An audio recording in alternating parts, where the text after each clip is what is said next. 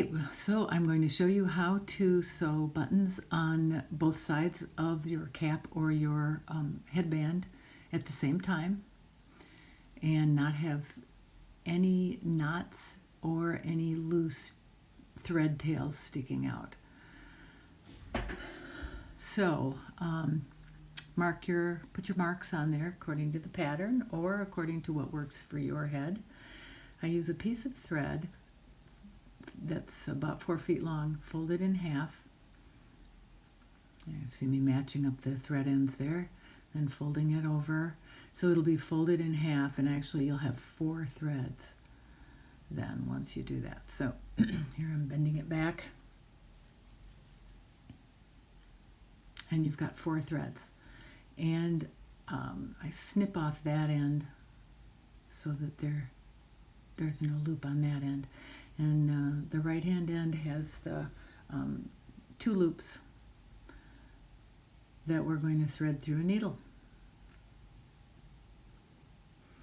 If you pinch it together, you might need to wet it a little bit. Pinch it together and just carefully put it through the eye of the needle. Grab it with your fingernail. And there you go. Now I pull it down so you have just the thread end coming through, short thread end coming through the needle, and the longer end with the loop.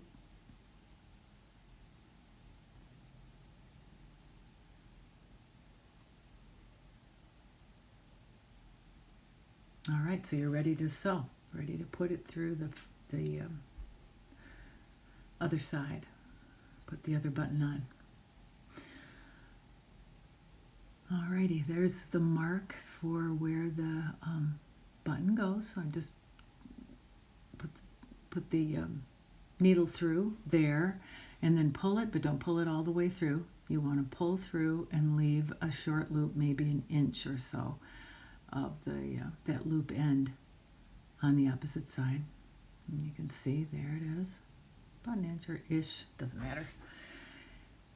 Okay, and now we're going to flip it back here and sew a 2-hole button on. You can use a 4-hole button, but you really don't need to go through 4 holes. It ends up being a little bit kind of bulky for the elastic to wrap around. Preferably 2-hole. If all you have is 4-hole, it'll work. Okay, so then I came back through. I put my needle back near where I had come through. Now see, I'm going through that loop. I put the thread, actually, when I came through from the other side, it automatically went through that loop, but you'll probably have to be intentional about that. So then it won't be, the loop can't get through. So it's, see how nice and secure that is, and there's no knot. And that's looking good and nice and tight. I had to tighten it, kind of pull the thread a little bit to make it tight. So now here's the second button. You want to go in and back out. And now we're going to go back down through where we just came out and run it through the hole of the opposite side, through the buttonhole. So once you start doing this a couple times, they'll line up. You won't even have to fish around at all. Once it's tight and snug, they'll be lined up. And here I put the needle through, so it goes right through there. So now I've got 4 threads on the needle basically. So going through 4 or 5 times is going to give you 4 times that. So 16 to 20 loops total, through the buttons is a lot, and it's very secure. If you just had a single thread, it would take you a lot longer, but this works great. So a little fast motion here. I might have done 5 times. I don't know. I didn't. I kind of lost count. But now I think this is the last one. Yeah. So now, all right, now we need to work on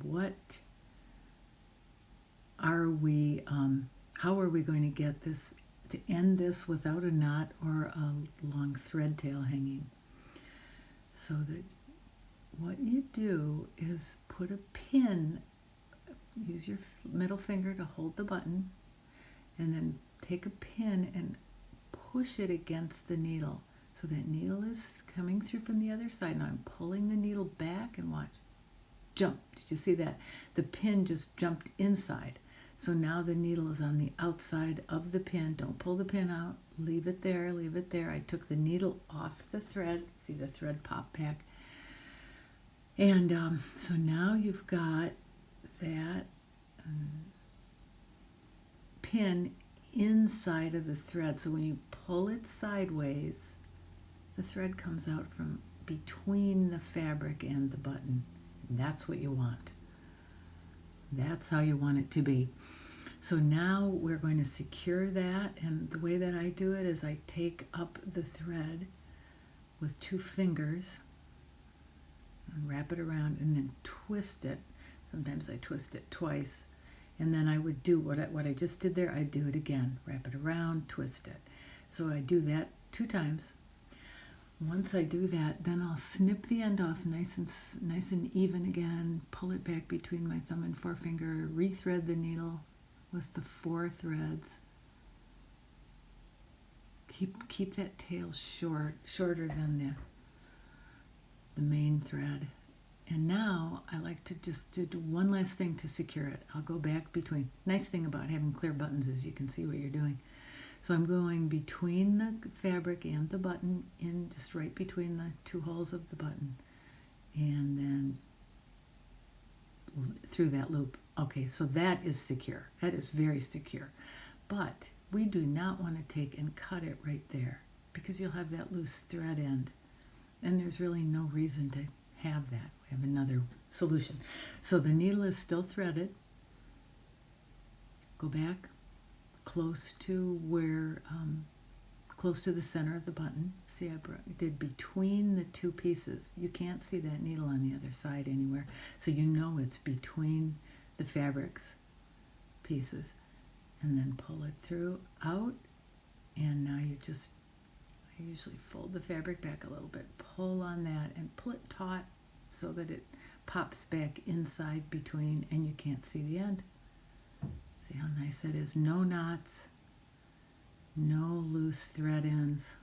Very secure. It works great. You can see how secure, and it works great for holding the mask on either the cap or the headband.